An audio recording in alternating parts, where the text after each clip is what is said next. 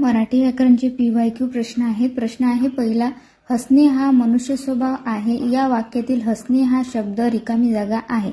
Option आहे धातुसाधित नाम, सर्वनाम की विशेषण की क्रियापद। तर याचं उत्तर आहे धातुसाधित नाम। प्रश्न आहे दुसरा, आकाश या शब्दाचा समानार्थी शब्द ओळखा। ऑप्शन आहेत वितान, कांतार, क्षमा आणि व्यान।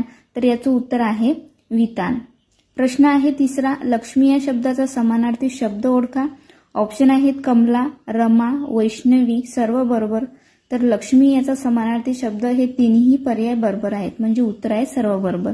प्रश्न 4, उंबराचे फूल या प्रयोगाचा अर्थ काय? तर याचा अर्थ होतो अतिशय दुर्मिळ। उंबराचं फूल याचा काय अर्थ होतो? अतिशय दुर्मिळ।